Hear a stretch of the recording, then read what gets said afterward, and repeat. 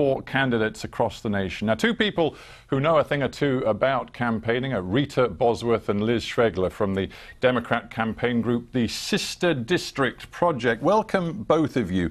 Would you say, from your experience of campaigns, that this one has felt different? That's an interesting question, because actually neither Lyzz nor I were involved in politics before the 2016 election.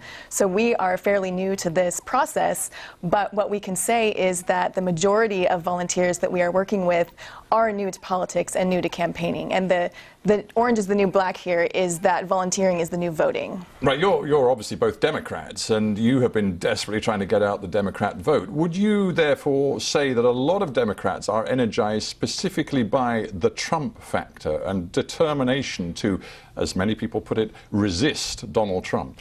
Absolutely, although we like to always say that we are not the resistance. Donald Trump is the one resisting the will of the people, because Democrats are the majority of the United States electorate, and the reason that he is in power now is not because most people agree with him, it's because of gerrymandering and voter suppression and other nefarious Republican tactics. You've got a problem, though. When you're on the doorstep, surely people are saying to you, I'm better off than I was 2 years ago. My kids have jobs, thank goodness. The economy is steaming ahead.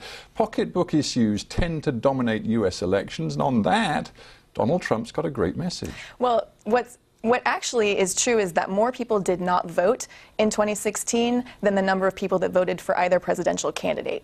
So the problem here is not that Donald Trump got so many votes. The problem is that people didn't vote. And so what we need to do now is activate the people that did not vote. And so when we're going to doorsteps and our volunteers are knocking on doors, they're actually meeting a lot of energized people who maybe didn't vote or didn't do enough last time, and now they're committed to getting out the vote.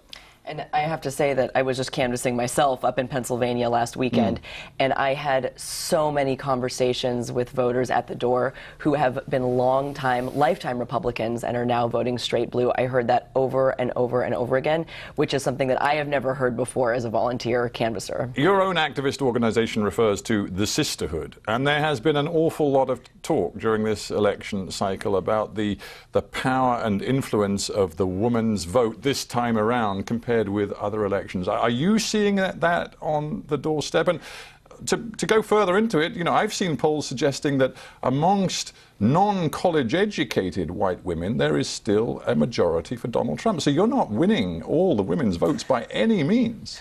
Well, we're actually not trying. Sister District is not dedicated to women voters. We are called Sister District because we literally organize volunteers on the ground in deep blue districts, and we match them or sister them with state legislative candidates in other parts of the country that need an infusion of volunteer energy in order to win. So the sistering refers to kind of pairing groups of volunteers with candidates. We are women-run and women-founded, and we do support many women candidates, but we support candidates of all genders and volunteers of all genders. But to the point, is it possible during this election cycle to generalize in some ways about the way the women's vote may break, do you think? Well, women aren't a concrete voting bloc as such. I think that many women are extremely organized and motivated and energized. I mean, look at the Women's March back in 2017. That was the biggest mobilization of, people in the United States in history.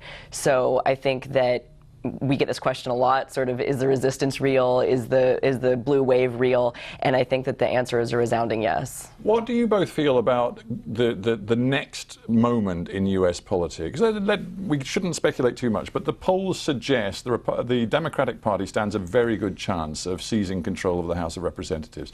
And then you guys, activists in the party and the movement, are going to face a question. Do you want conflict and confrontation with the Trump White House, or do you want your party to reach out and try and cooperate with him?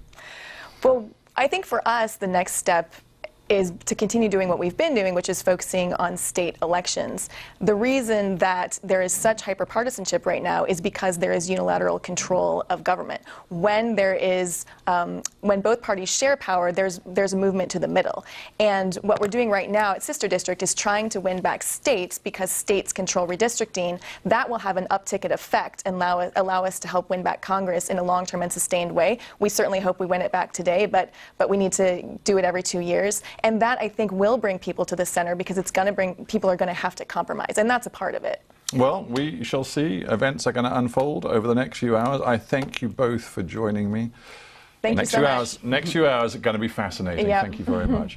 Now, you're watching special coverage of the US midterm elections.